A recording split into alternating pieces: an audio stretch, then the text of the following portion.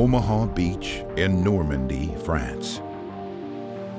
During World War II, this beach was part of a crucial operation that sealed the fate of Hitler's Germany, the Allied invasion of Normandy.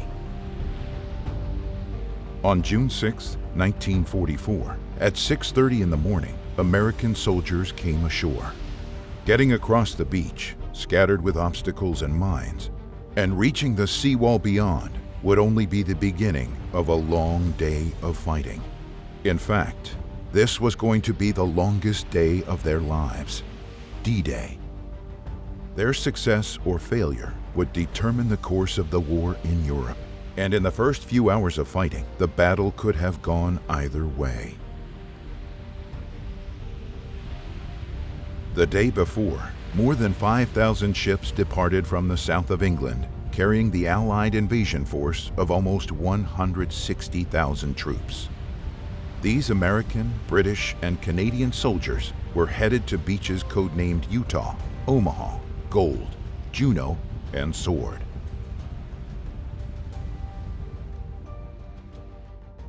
My name is Donald A. McCarthy. I was with 116th Infantry, 1st Battalion, Headquarters Company.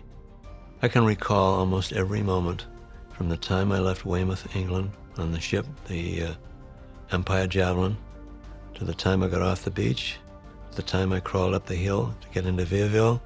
I remember every single moment of it, as though it was yesterday.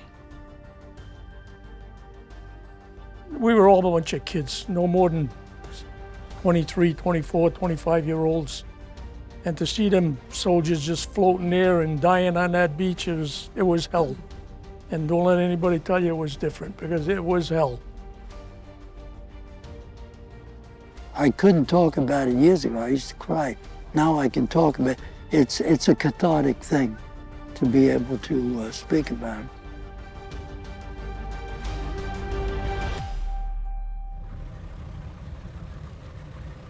Hal Baumgarten, Richard Fazio, and Don McCarthy were among the young soldiers and sailors to approach Omaha Beach. Like many of the other troops, they had never seen action before. Instead, they had trained for several months on beaches in England in preparation for D-Day. It was pitch dark. You couldn't see nothing in front of you. And we started to load the troops up and the boats. We were in probably 4 to 5 foot swells coming on the side of the ship. So the LCA was going up and down. And I went down on the side of the ladder going down and got into the LCA. We were about 10 miles off the beach. So after loading up our troops, went into a rendezvous area with the other boats. And then we got our single to land, head to the beach.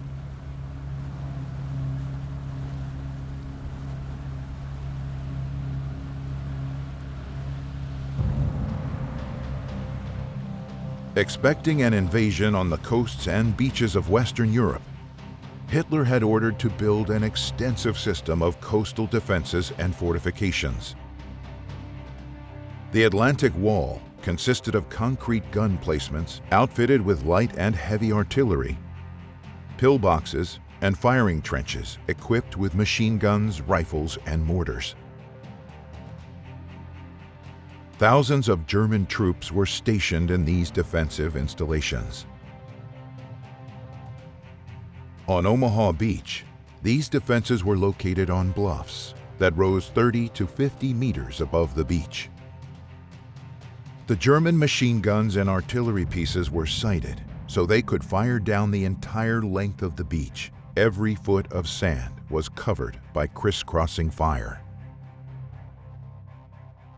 To impede and destroy landing watercraft, the Germans set up a system of obstacles that lined the beach from the low to the high water mark. Log posts, Belgian gates, log ramps, and hedgehogs were placed across the 300-meter-wide tidal flat. During high tide, these obstacles would be just below the water and hard for incoming troops to spot.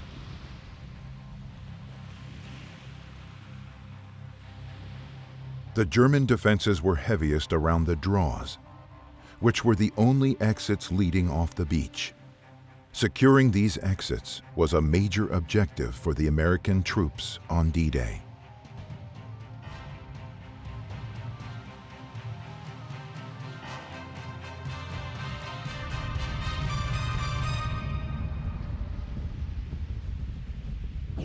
Five minutes before 0600 hours, Allied Navy destroyers and battleships, positioned just beyond the horizon, opened heavy fire on the beaches to knock out the German defenses ahead of the ground forces. And first thing you know, every ship in that harbor started firing at the beach. Battleships, destroyers, you name them. And it looked like the 4th of July, only about 1,000 of the 4th of Julys all at once. And that ocean lit up like a Christmas tree.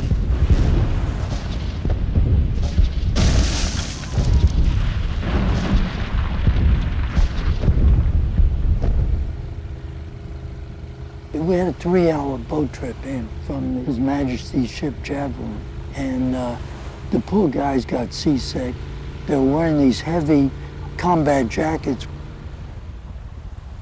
And I figured on the way in, I says, this is going to be a piece of cake. There can't be nobody left on that beach with the bombardment they took. And I thought not the beach until all of a sudden bullets were hitting on the side of the ship and the water. And Limited by time and inclement weather, the naval bombardment, like the bomber squadrons before, inflicted less damage on the beach than anticipated. The German defenses remained largely intact. 19-year-old Richard Fazio was a Navy coxswain of one of the landing crafts, a Higgins boat.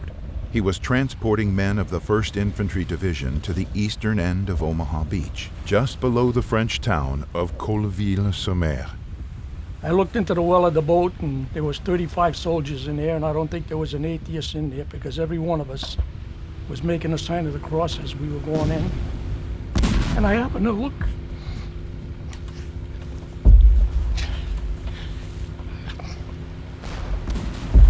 I looked to the right, and I seen a boat there. And then I realized what we were going into.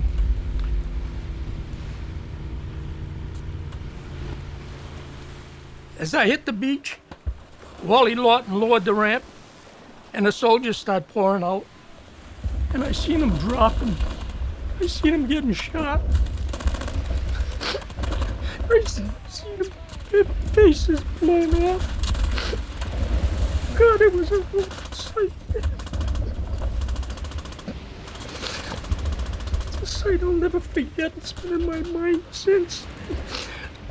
As they were going off, there was one soldier there that didn't want to leave. I guess he froze. He seen what happened in front of him, and we were instructed not to take anybody back unless they were wounded or dead. And he just stayed there, and I raised my hand up to motion him to get off, and as I did, I got hit. And hit me under the arm, and bullet came out through my back.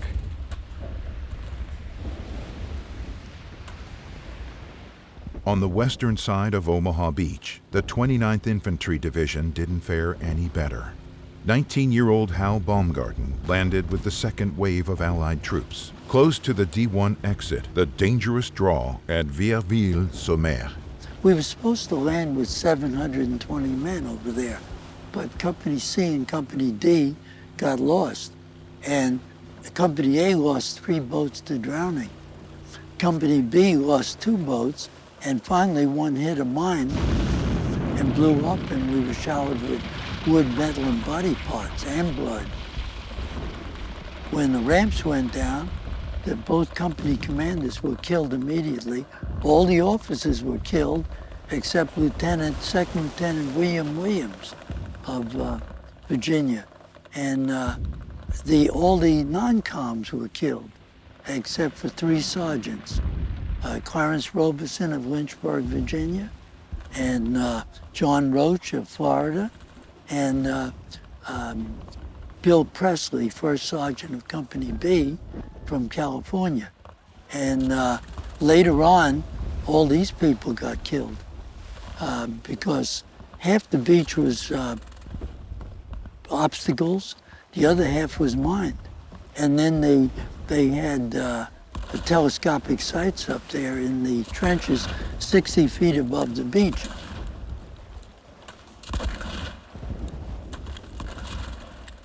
"21-year-old Don McCarthy was on an LCA, a landing craft assault, with the headquarters company of the 116th 1st Battalion.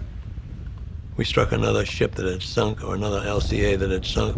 We scraped the bottom. We also hit a sandbar, and the boat rolled over, and we all went in the water. I got rid of the combat jacket, my rifle, everything, and into the water, and saw that a lot of the guys had gone in with too much weight on them, and the next thing I know, there's just feet appearing. And I grabbed one kid that was next to me that had gone down and come back up again. And I grabbed him and used him as a shield. This bothered me more than anything else. It really bothered me for the longest time. We were probably in about 10 or 15 feet of water, and I swam the best I could, and the water was bloody and oily, and the German had put the barriers up, and I wanted to get near one of those barriers, which I did. I got as close to the barrier as I could possibly get, and got in there, and the machine guns were coming at us. There was a few mortar shells, but very few, mostly machine gun fire coming.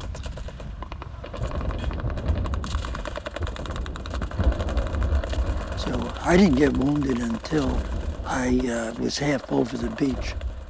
Both men, one on each side of me, got shot in the chest.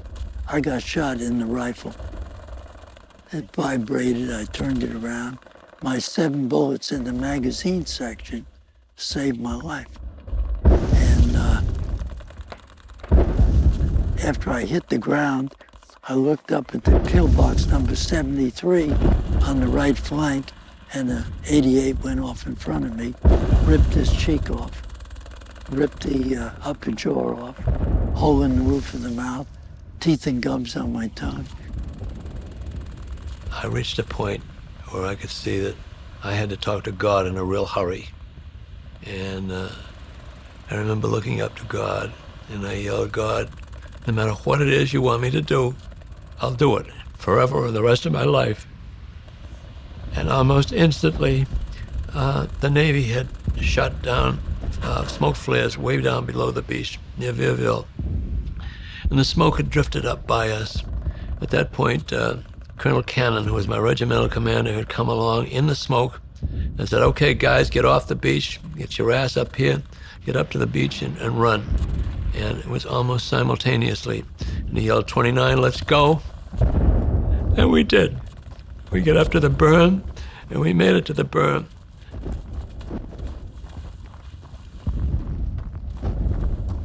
When I got to the seawall near D1, we got up on that wall. There were, one of my best buddies had his face shot off. He died about 10 minutes after I got there. The other fellas on the wall, Gilbert Pittenger of New Ringgold, Pennsylvania, a fellow named Zimzak of Pennsylvania, Freddie Kaufman of New York, they were still alive, but they were all wounded. At 8 o'clock in the morning, observers might have thought the invasion had been stopped at Omaha Beach. To the west, the 29th Infantry Division had suffered 80% casualties in the first 15 minutes of landing. To the east, the 1st Infantry Division's casualty rates were as high as 50%. All these guys that you knew as your friends, you trained with them, and they're laying dead. But despite the heavy and discouraging loss of lives, small groups of men started to make advances through the enemy lines.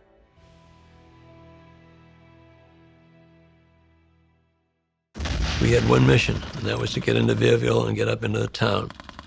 And we crawled along for almost 3/4 of an hour to maybe an hour, all along the beach on our hands and knees. We managed to crawl up the beach into Vierville and crawl up the so-called the D1 draw and up into Vierville.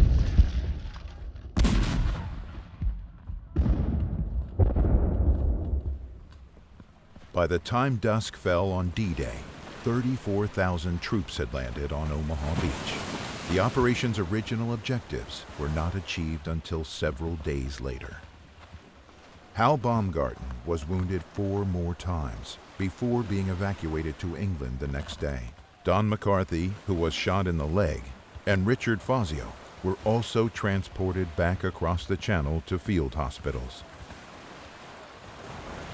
On D-Day, Omaha Beach was the scene of the Allied forces' bloodiest fights, greatest losses, and hardest-won gains. About 2,000 American troops were killed on Omaha Beach. Many more were wounded or went missing. I remember that day after I got wounded, and the 4 of us was there, and we were all crying. Not over me, but what we saw, the 4 of us. We couldn't believe it.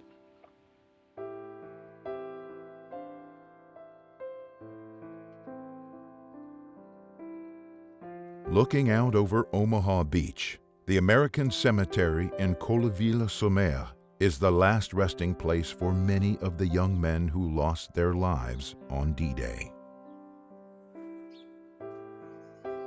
Nobody will ever know what they did, who they were. And I figured God saved me for 2 reasons: become a physician and help people, and to let people know who these guys were.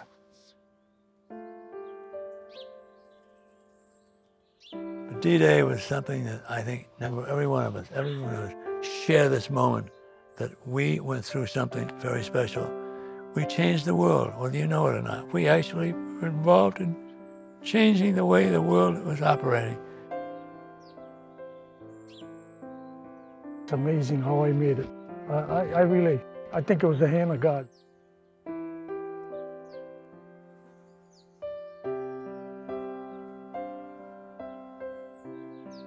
You figure how short life is, and you got to live it every day.